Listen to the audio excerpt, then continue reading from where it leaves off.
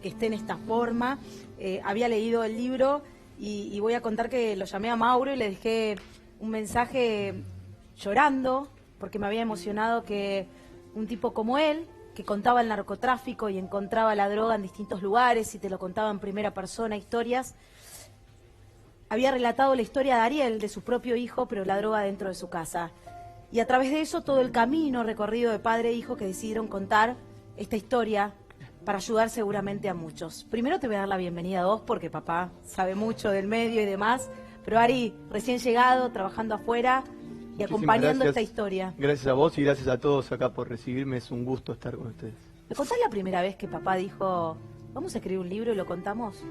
Bueno, la primera vez que surgió la idea, corregime si me equivoco, viejo, pero fue finalizando el último tratamiento. Sí. De hecho, creo que fue el día de la ceremonia del alta propiamente dicha que él me hace esta propuesta. Y bueno, en su momento, la primera reacción que yo tuve, yo me mostré bastante reticente porque en ese momento sentía la necesidad de enfocarme hacia otro lugar, digamos, como de realmente procesar todo lo que venía viviendo y lo que me venía pasando y dedicarme a mi pasión, ¿no? Lo que realmente me gusta, que es la música. Y en ese momento tomé la idea, pero decidimos suspenderla. ¿Y cuándo fue que lo retomamos? Bueno, hubo un hecho muy conmocionante que fue aquella fiesta electrónica en donde mueren unos cuantos chicos. Time Warp. Y nosotros estábamos viendo esa imagen de la cobertura televisiva y aparece un papá en esa imagen.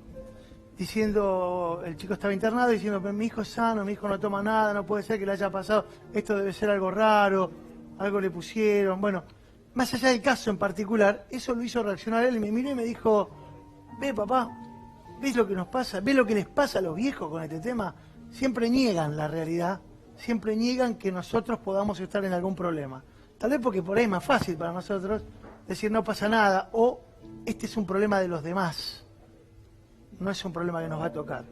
Y en ese momento es donde yo pensé, la mejor manera que podemos hacer o utilizar es escribir esta historia para poder trascender y mostrar Absolutamente. que tenemos un problema, que las familias que tenemos este problema tenemos que enfrentarle, que lo peor que podemos hacer es quedarnos callados.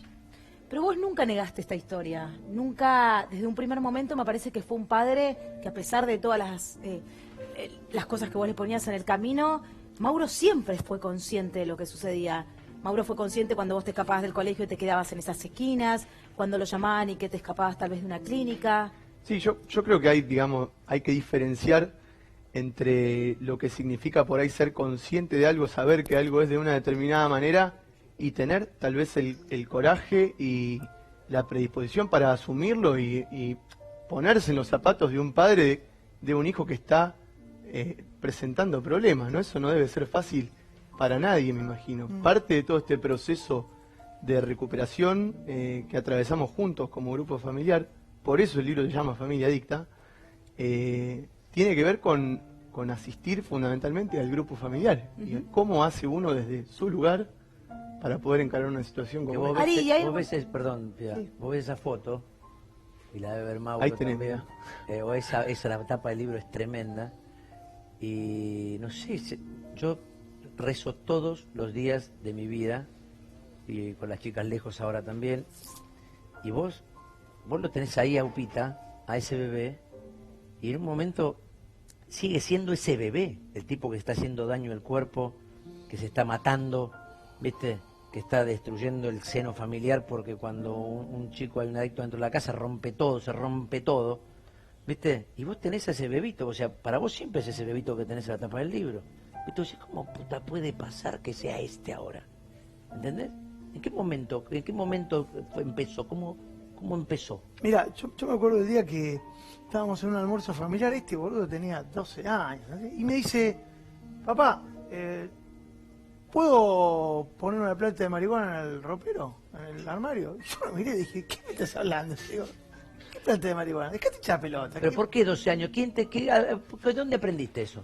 Bueno, a ver, por diferentes circunstancias, yo desde muy chico, desde que me acuerdo, básicamente tengo una guitarra en la mano. Sí, está bien. Y esto me llevó a muchos lugares maravillosos y a conocer gente maravillosa, Sí. pero también me llevó a estar muy expuesto a un montón de cosas desde muy temprana ¿Gente edad. más grande? Exactamente. ¿En el barrio? ¿En la calle? En el barrio, en la calle, en las salas de ensayo. Yo soy de Avellaneda, bueno, somos de Avellaneda. Sí, sí, Es donde está situada un poco toda esta historia, ¿no? sí. Y bueno, el contacto con gente de otra generación, también... ¿Te acordás toda la secuencia? ¿Quién fue el primero? ¿Quién fue...? Está contado. Está sí, todo pero especificado. vos te acordás toda la secuencia. Sí, El primer perfectamente. porro, el primer papel, eso lo tenés, quiénes fueron. Sí, sí, totalmente. Patente, lo tengo. Ari. María, ¿le puedo hacer una pregunta como mamá, Ariel? Porque Sí, te las que escuchaba quieras. recién y me preguntaba yo, ¿no? ¿Qué diferencia hay? Vos decías, fue el entorno, fueron esos contactos, gente más grande, entre el chico que dice que sí y el que dice que no. Porque uno como padre dice, bueno, yo lo más que puedo hacer, porque no puedo controlar todo el tiempo dónde está mi hijo, es darle las herramientas para que cuando llegue el momento, pues el contacto con la droga va a estar lamentablemente hoy día, pueda decir que no. ¿Qué diferencia hay en qué es lo que te hace decir sí o no? Mira, yo no te puedo hablar de todos los chicos del Sí. mundo, te puedo hablar de lo que me pasó a mí en ese momento. Yo en ese momento tenía 11 años y mi intención básicamente atrás del porro, del cigarrillo de marihuana, lo que se esconde es la transgresión, es cruzar un límite, es la curiosidad, es todo ese mundo, todo ese ornamento que trae el mundo de las drogas consigo. Y toda la imagen que me proporcionaba, ¿no? ¿Tenías idea en algún punto, tenías información de que eso además era dañino, más allá de la transgresión, que te podía hacer daño, que podía ser un camino del que no puedas salir, o todavía no tenías conciencia? No tenía conciencia de lo que implica picaporte la que estabas adicción abriendo. como enfermedad, ¿no? Mm. Partamos de la base que con 11 años, Es ya el muy hecho de chico, tener la sí. posibilidad de decidir si me drogo o no con 11 años, habla de una disfunción Claro. del grupo familiar, obviamente. Exacto. Más allá de ese hecho en particular, lo que sí te puedo asegurar es que yo no tenía ni idea de lo que implicaba el quilombo en el que me estaba metiendo, la enfermedad gigantesca y compleja y tan compleja en la que me estaba metiendo, que es la adicción, obviamente. ¿Y la marihuana fue la puerta de entrada a otras drogas? ¿O solo Yo- te quedaste ahí? No estoy convencido, nunca fui muy partidario de esta idea de las puertas de entrada, ¿no? Y de criminalizar a una droga o a otra y ponerla en el lugar de entrada. La verdad es que hoy por hoy están todas las puertas a todas las drogas abiertas Sí, el para alcohol todos. No, de porque hecho digo, también se menciona como lo mismo, Capaz ¿no? si tu viejo te hubiese dicho, sí, ¿sabes qué? Plantá la marihuana, ponela en el ropero. Te hubiese traído para adentro de tu casa. Pero desde el momento que te dice, no, eso afuera de casa. Capaz que te alejó, ¿no? De ese entorno familiar y empezaste a hacer una carrera, digo, en las drogas, por tu cuenta y con 12 años. Sí, sinceramente no creo que sea tan importante en ese punto, digamos, la decisión que mi papá tomó con respecto a mi consulta, a mi pedido de alguna manera. Dijera que sí o que no, yo estaba enfilado para un lugar, digamos, y tiene que ver con un trasfondo emocional, psicológico. Estamos hablando de un problema mucho más grave que la marihuana, la cocaína, esta droga o aquella. Ariel, No quiero dejar perdón. de... Sí, Sol. ¿En qué momento te das cuenta que... ¿Cómo estás? ¿En qué momento te das cuenta que no lo podés controlar o que ya se te fue de las manos? Porque a mí me pasa que tengo muchas amigas y yo me doy cuenta que se les está yendo de las manos, pero siento que ellos no. Bueno, una de las características principales en mi experiencia, ¿no? Revisándome, la adicción, lo primero que hace es convencerte de que todo camina sobre ruedas, digamos. Es necesario este discurso de, bueno, esto funciona, no pasa nada, para que pueda sostenerse de alguna manera la enfermedad, ¿no? En mi punto de inflexión, que bueno, está también relatado en el libro, por supuesto, tuvo mucho que ver con la intervención de mi papá y ahí sí es donde por ahí el papel de la familia juega un rol importante. En mi vida, cuando yo llegué a los 16 años, se estaba desmantelando por completo. No podía sostener nada más que el consumo de cocaína descontrolado. No había ningún otro tipo de eje, ni rumbo, ni ¿Y idea. dónde sacabas la plata? Yo trabajo desde los 15. Sí. El primer trabajo que tuve fue más o menos a esa edad. Nunca afanaste, ¿no? Nunca. Vos sabés que ¿Nunca eso, robaste? Y vos- no Porque sé, trabajabas, no te toca. claro. Si es tuyo no lo toco. pero vos sabés que de eso es importante porque hay muchos chicos que se ven obligados Bueno, porque no por tiene la acceso adicción, al dinero. porque no Si tienen él acceso a- trabajaba, bueno, sí, es y él otra tenía cosa. su mango. Y déjame contestarte algo que vos decías, Sol, recién, o que vos le preguntabas a Ariel, porque ese episodio, que fue muy fuerte, porque yo me acuerdo la escena como si fuera hoy, y tiene el contraste que marcaba Pía. El mismo día que yo firmaba contrato con Sudamericana, era la editorial en ese momento que editó mi primer libro, que se llamaba País Narco, yo volvía de firmar ese contrato, y llegué a mi casa, y en mi casa había un infierno. Estaba totalmente sacado, rompiendo los vidrios a los trompazos. Estaba la mamá de mi nena, de su hermanita pequeña, abrazada con Emilia, diciendo, anda para el fondo, porque como que estaba sacado él. Y ahí yo fui, y ahí lo confronté por primera vez. Y le dije, no voy a dejar que te sigas haciendo daño.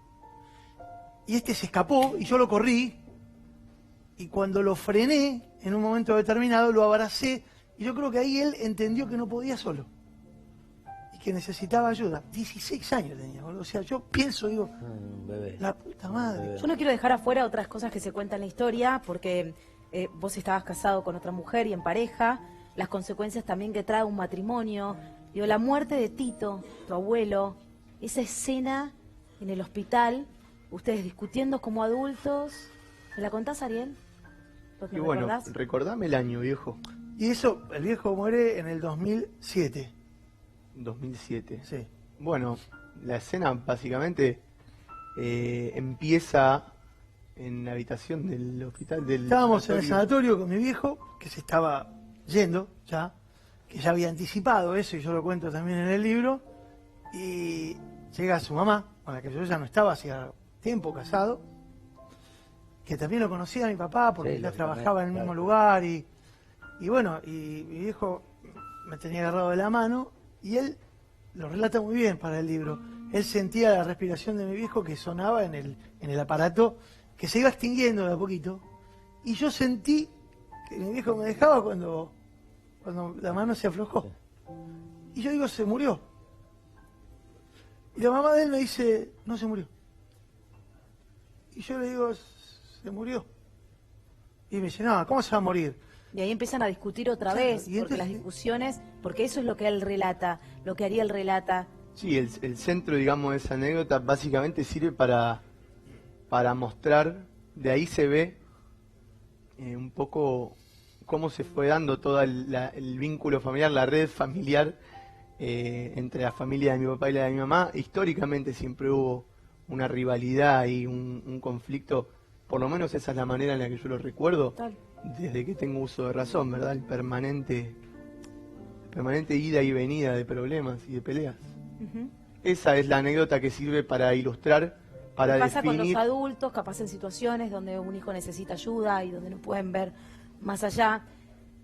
Ariel, cuando uno también va transitando cada capítulo del libro, uno ve, ¿no?, las internaciones, las mentiras que uno le hace a alguien que quiera ser responsable, y lo que sucede en el medio. Él recién relataba un abrazo, ¿no?, que seguramente puede ser un cambio a los 16 años. ¿Hay algo que si yo te diga hoy, describímelo, que decís hasta acá llegué, no puedo más? Tal vez alguna noche en esos lugares donde estabas encerrado y te encontrabas con otra gente. Sí, bueno, la gran, no voy a decir cura, no es la cura, pero sí la variable que te hace cambiar un poco, por lo menos a mí, el chip en la cabeza, es el dolor. O sea, cuando el dolor que sentía superó al miedo que me daba hacer algo diferente de mi vida, porque yo lo que sabía hacer era hacerme daño. Cuando la cuota de dolor llegó a un punto insostenible, ahí fue cuando decidí rendirme y pedir ayuda realmente. Quiero corregir algo que se dijo a los 16 años, que fue el primer encuentro que tuvimos con mi papá en el que se blanquea todo este problema. Yo no estaba decidido a recuperarme, yo simplemente me di cuenta que se me llenaba el bote de agua, que mi viejo estaba encima mío y que tenía que hacer algo para bajar un poco la bronca. ¿Cuál fue la situación más decadente que viviste alrededor tuyo con el tema de drogas? Que dijiste, yo no puedo estar acá. Yo no estoy criado para estar acá. Yo tengo todo mi entorno. Tengo mamá, tengo papá, me quieren. ¿Qué estoy haciendo acá? ¿Cuál fue la foto más dantesca que tuviste a tu alrededor? Sí, no se me pasa mi familia por la cabeza en esa foto, pero sí No, dantesca con vos, con el entorno de la droga. Sí, sí, entiendo. A lo que me refiero es que el momento, el peor momento que te puedo relatar es compartiendo una mesa con un amigo en consumo violento de cocaína y presenciar su sobredosis, digamos, presenciar el momento en el que se pasa y bueno, eso deriva en toda una situación muy violenta. En la cual él, bueno, convulsiona, cae al piso, está todo relatado en el libro, no vamos a entrar ahí porque... Sí, no, también. Pero bueno, ahí es donde me doy cuenta, loco, me estoy jugando la vida. ¿Y vos con un hijo tuyo qué harías? ¿Qué haría yo con un hijo tuyo? Y yo con tu hijo, tu propio hijo, ¿vos qué harías? Con un hijo mío, yo trataría de escucharlo todo lo que pueda. Escucharlo, básicamente. Escucharlo e incitarlo a que exprese, a que diga. El carozo acá del asunto es el silencio, en realidad. La verdadera cura, el antídoto, por así decirlo, si es que hay uno, es el amor de los que tengas cerca y la palabra. Adicción significa no decir. El adicto es el que no dice. Adicto. Y a mí lo que me pasa en particular de este libro, que leo mucho de estas historias, es que Mauro no fue un padre ciego, no fue un padre ausente. Igual estuve. Digo, fuiste un padre. Me mandé que, muchas cagadas. por también. seguro, pero digo, fuiste un padre que nunca le dio la espalda a tal vez a lo que le pasaba a Ariel en ese momento. Digo, ¿cómo pudiste? A los ponchazos. Pero contame qué pasaban en esas noches donde vos volvías, donde Ariel tal vez no aparecía, una situación en que Ariel estaba internado en un lugar, tiró su bolso como en una película y se escapó de un lugar que una comunidad terapéutica. Una comunidad terapéutica que no, la verdad es que era difícil que alguien se escape. Sí. Y volvés a esa misma esquina donde sabés que encontrás a tu hijo, la puta madre, en ese mismo lugar otra vez. Igual el momento más fuerte, si me permitís, Sí. fue el día que Ariel, después de haber hecho una sobredosis, tomamos la decisión de internarlo para desintoxicarlo en una clínica psiquiátrica.